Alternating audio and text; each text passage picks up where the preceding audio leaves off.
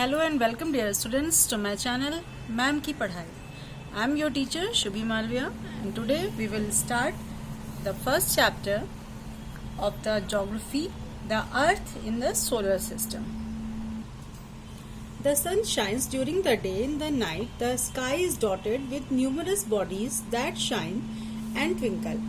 जो सन होता है वो दिन के समय में शाइन करता है, चमकता है, और वही रात के समय में बहुत सारे डॉट्स या बहुत सारे न्यूमरस मीन्स बहुत ढेर सारी चीजें हम लोगों को चमकती हुई दिखती हैं या ट्विंकल करते हुए. Twinkle means लुपलुपाना.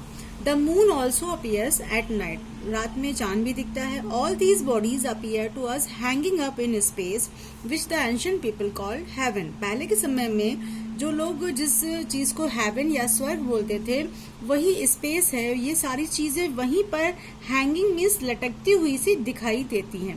That is why all these objects, the sun, the moon and stars are called heavenly bodies और सेलेस्टियल बॉडीज. और इसी कारण इन सारे के सारे सन हो, मून हो, स्टार्स हो, इन सबको हम हेवनली बॉडीज यानी कि स्वर्ग की या आकाश की बॉडीज कह सकते हैं, या पिंड कह सकते हैं, या आकाशीय या खगोली पिंड कहते हैं.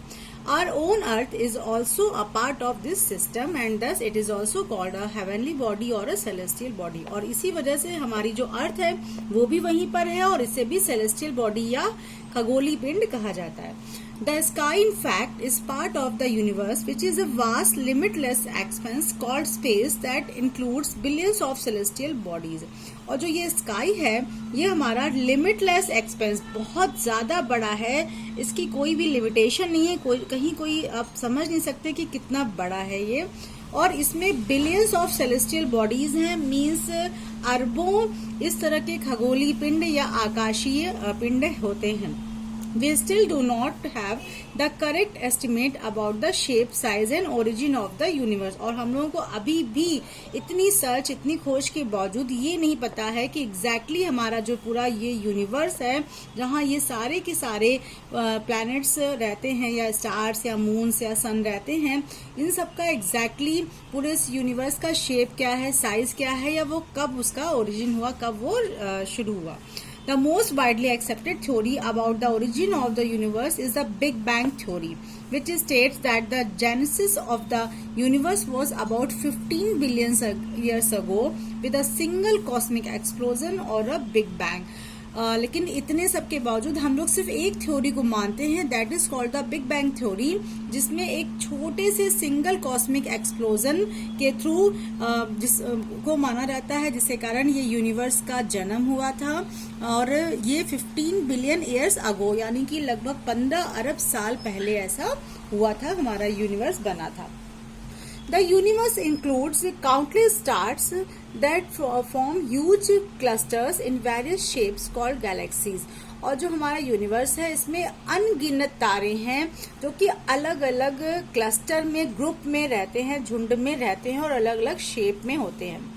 Our Earth is found in one such galaxy called the Milky Way, which is made up of billions of stars and is spiral in shape.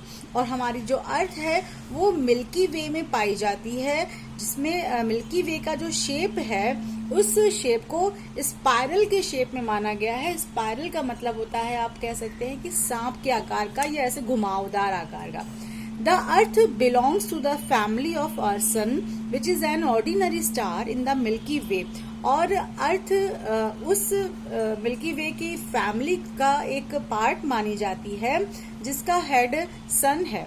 You can observe the Milky Way also known as Akash Ganga on a cloudless night as a hazy band across the sky. जब clouds नहीं होते हैं रात के समय में और हम लोग आकाश की तरफ देखते हैं तो धुंधला सा हम लोगों को बहुत सारा तारों का झुंड दिखाई पड़ता है. That is called the Milky Way, या उसको हम आकाश गंगा के नाम से भी जानते हैं. Stars If you see the sky at night, you will find that one star appears single where some others can be seen in groups.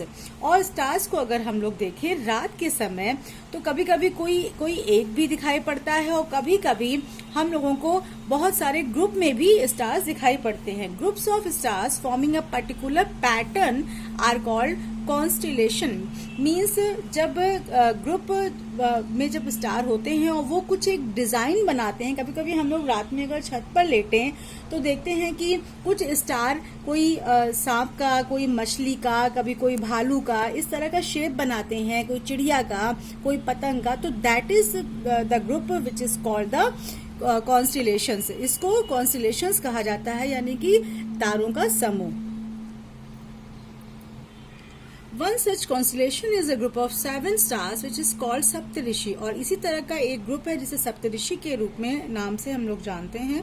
The Saptarishi for a part of the constellation of the big bear, जिससे कि इस सप्तऋषि को एक बड़े से भालू के एक छोटे पार्ट के रूप में हम लोग जानते हैं, जिसको लैटिन लैंग्वेज में उर्स मेजर भी कहा जाता है. The Saptarishi are regarded as very important because in ancient times they used to guide the sailors at night.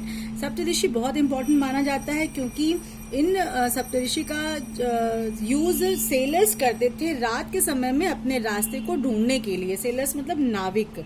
The first 2 stars of the Saptarishi always point to polar star which constantly shines on the north pole. और सप्तऋषि के 2 star जो हैं वो हमेशा north pole को indicate करते हैं और हमेशा एक ही जगह पर शाइन करते हैं.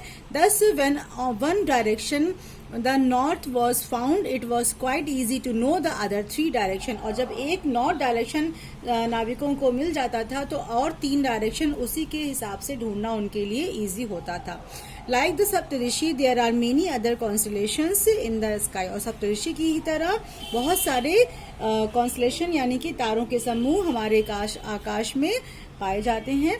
Students, today I am ending my video hair.